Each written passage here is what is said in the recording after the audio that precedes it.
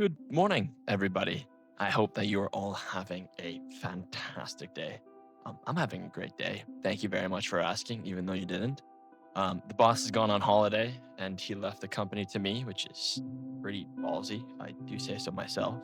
But anyway, today I noticed that one of the extruders on one of our printers was just acting up. No oil catch was printing, and well, the filament was just not coming out of the extruder. So, like any normal person, I made it my mission to tear apart this extruder and conduct a surgery on it. Now, I've never actually done this before, so this is a learning curve for me. But of course, as soon as we'll be moving to injection molding, there's going to be no need for any printers anymore. But for the time being, we need to make sure that every printer is up to standards and able to work to its full potential.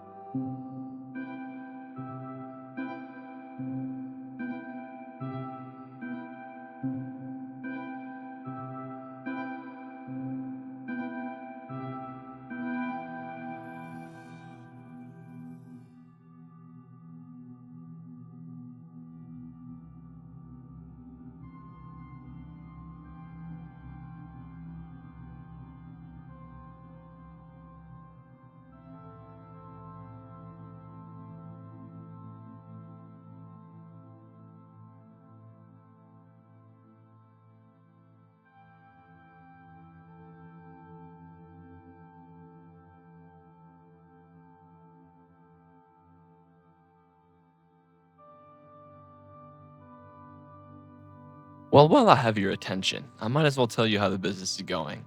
And the short version is that it's great, but very loud. My brother started this whole thing with only one printer in the garage and a filter tool that nobody else was making. Now it's a full garage full of printers running basically around the clock, and we're shipping around Canada as well as the US. And we still cannot keep these things in stock, which sounds like a nice problem to have, and it is, but it also means that this poor extruder has printed more filter sleeves than I can count or even it can count, and it does show.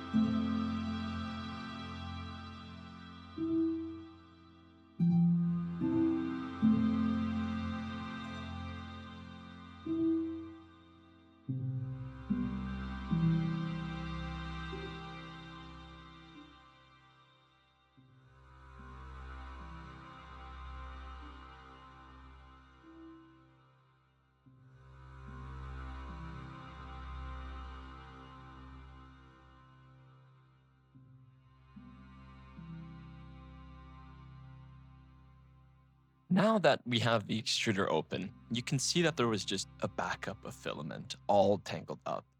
I personally think the extruder is telling us it needs to retire, but honestly, pulling out the filament was fairly easy, which is nice. There was no damage to any of the internal components, which is always a relief. But it turns out that the filament was tangling up because of something that I didn't do.